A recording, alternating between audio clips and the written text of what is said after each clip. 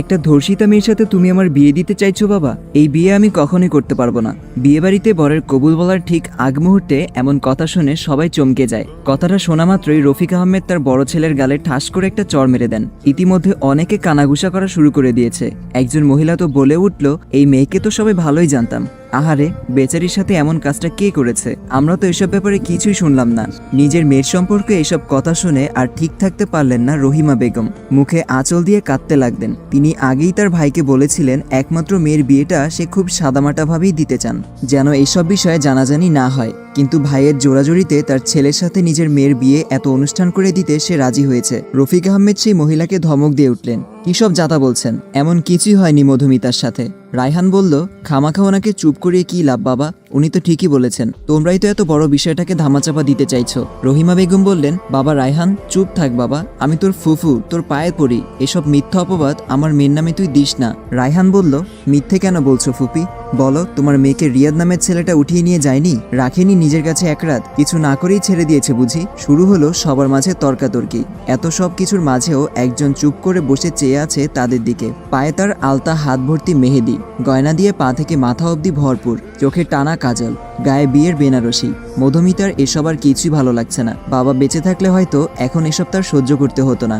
উঠে এক দৌড়ে বিয়ের স্টেজ থেকে নেমে দৌড়ে বাড়ির ভেতরে চলে গেল সে। রহিমা বেগম দেখেও কিছু বলছেন না। সে জানে এখন কি হবে, গিয়েও কোনো লাভ নেই। রফিক ইতিমধ্যেই বিয়ে বাড়ি থেকে সবার কাছে মাফ চেয়ে তাদের চলে যেতে বলেছেন, আর রায়হানকে ঘাড় ধাক্কা দিয়ে বের করে বলেছে চোখের সামনে থেকে চলে যেতে। তবে পাড়ার আন্টিরা যেতে অনিচ্ছুক, তাদের তো এখনো কাটা গায়ে নুনের ছিটা দেওয়া বাকি। মধুমিতার রুমের দরজা লাগিয়ে সেখানেই বসে কাঁদতে লাগলো আর জীবনের হিসেব কষতে লাগলো। মধুমিতা জাহান তুলি, ঢাকা মেডিকেলের ছাত্রী। ছোট থেকেই খুব চঞ্চল ও মেধাবী, লম্বা, চেহারা অনেক ফর্সা না হলেও মায়াবী। মধুমিতার বাবা নেই, মায়ের সাথে মামার বাড়িতেই ছোট থেকে বড় হয়েছে সে। দাদার বাড়িতে মাঝে মাঝে যাওয়া হয় তাদের। রায়হান হলো তার মামার বড় ছেলে। একসময় এই রায়হানই মধুমিতাকে পাওয়ার জন্য ছিল পাগল, কিন্তু ভাগ্যের কি নির্মম পরিহাস, এই ছেলেই সবার সামনে মধুমিতাকে নিয়ে এত বড় একটা কথা বলে দিল। কথায় আছে না, মানুষ চেনা যায় বিপদে। কিছুদিন আগের ঘটনা, রিয়াদ নামের পাড়ার এক বখাটে ছেলে মধুমিতাকে খুবই বিরক্ত করত। একদিন মধুমিতা সহ্য করতে না পেরে ভার্সিটির সবার সামনে তাকে চড় মেরে দেয়। এটাই যেন কাল হয়ে দাঁড়ায় তার জন্য। রিয়াদের ইগো হার্ট হয়। সেদিন বিকেলে বাড়ি ফেরার সময় মধুমিতাকে জোর করে গাড়িতে তুলে নিয়ে যায় রিয়াদ। এক হোটেলে অজ্ঞান করে নিয়ে যায় ওকে খারাপ কিছু করতে। তবে হয়তো সৃষ্টিকর্তার সহায় ছিল মেয়েটার। ওই দিনই সেই হোটেলে ড্রাগস খুঁজতে একদল পুলিশ আসায় সবাইকে ধরে নিয়ে যায়। মধুমিতাকে অতিরিক্ত ডোজ দেওয়ার ফলে তার জ্ঞান ফিরতে সকাল হয়ে যায়। এদিকে রহিমা বেগম মেয়েকে না পেয়ে যেন পাগল প্রায়। মধুমিতাকে বাসায় এনে রফিক ঠিক করে পাড়ায় এসব কিডন্যাপিং এর বিষয় ছড়ানোর আগেই তাড়াতাড়ি নিজের ছেলের সাথে বিয়ে দিয়ে দিব মধুমিতার। এখন একটি অ্যাড চলবে, আপনারা চাইলে স্কিপ করতে পারেন। ওয়ানেক্স হচ্ছে সবচেয়ে বিশ্বস্ত বুকমেকার, যা পিএসজি এবং সিরিয়া অ্যাপের অফিসিয়াল পার্টনার। খুব শীঘ্রই ইন্ডিয়ান প্রিমিয়ার লিগ শুরু হতে চলেছে এবং এটি সবচেয়ে বড় সুযোগ আপনার প্রিয় দলকে সমর্থন করার। এই অ্যাপে আপনি cricket, football, tennis live match দেখতে এবং তাদের স্কোর ভবিষ্যৎবাণী করে সহজে অর্থ উপার্জন করতে পারবেন। সেই সাথে বিএমডব্লিউ গাড়ি, আইফোন, ল্যাপটপ এবং আরো অনেক নগদ পুরস্কার জেতারও সুযোগ রয়েছে। এই অ্যাপটিতে আপনি crash, crystal, under and over 21 ইত্যাদি গেম খেলে সহজেই আয় করতে পারবেন। আপনি বিকাশ, নগদ, ব্যাংক, ক্রিপ্টো, পেপাল এবং অন্যান্য সহজ পদ্ধতির মাধ্যমে সহজেই আপনার জেতা টাকা তুলতে পারবেন। এখানে আপনি 24 ঘন্টা 7 দিন গ্রাহক সহায়তা পাবেন। তাই এখনই পিন কমেন্টের লিঙ্ক ব্যবহার করে রেজিস্ট্রেশন করুন অথবা গুগলে ওয়ানেক্স সার্চ করে রেজিস্ট্রেশন করুন। আর হ্যাঁ, রেজিস্ট্রেশনের সময় আমার প্রোমো কোড ওয়ানমারুফ ব্যবহার করে প্রথমবার ডিপোজিটে 20,000 টাকা পর্যন্ত জেতার সুযোগ পান।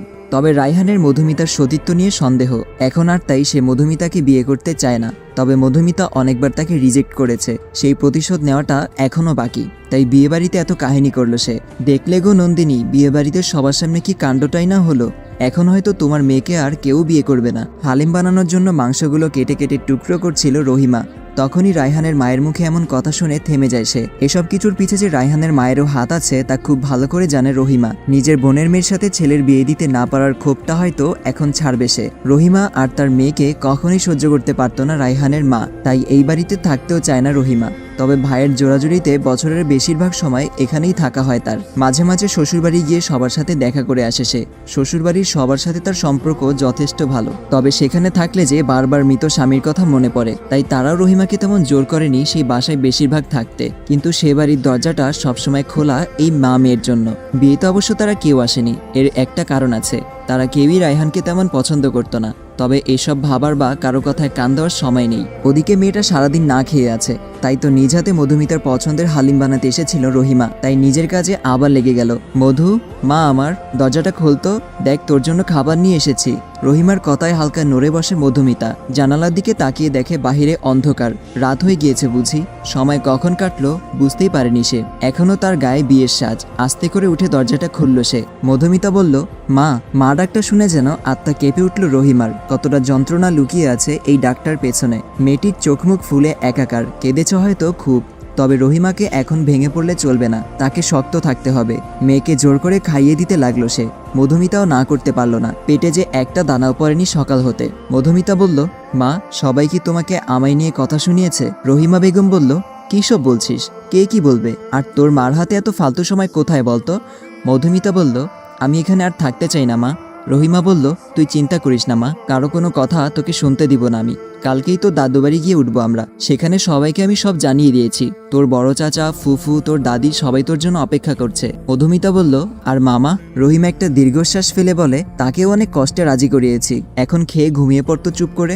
মধুমিতা মায়ের কোলে মাথা রেখে ঘুমিয়ে যায়, আর রহিমা হাত বোলাতে থাকে মেয়ের মাথায়। পরের দিন সকালে তারা গিয়ে হাজির হয় মধুমিতা দাদুর বাড়িতে। ওনারা সবাই গ্রামেই থাকবে নাই বা কেন? ওনারা তো জমিদার বংশ, গ্রামের প্রধান, সবার ভালো মন্দ তো তারাই দেখে। বাড়ির সামনে নামতেই রহিমার যেন আর তর সইছে না। ভাবিকে মনের সব কথা বলে নিজেকে হালকা না করলে যে থাকতে পারবে না সে। তাই মধুমিতাকে রেখে নিজেই ব্যাগ নিয়ে আগে ঢুকে গেল বাড়িতে। মায়ের কাণ্ড দেখে মধুমিতাও হেসে দিল। অনেকদিন পর গ্রামের গাছগাছালি, পুকুর এসব দেখে তারও ভালো লাগছে খুব। সেও তাই এদিক ওদিক তাকিয়ে ঢুকতে যাবে, তখনই কারোর সাথে ধাক্কা খেয়ে পড়ে যেতে নিল। সে যাতে না পড়ে যায় তাই সামনের লোকটির শার্ট খামচি দিয়ে ধরল।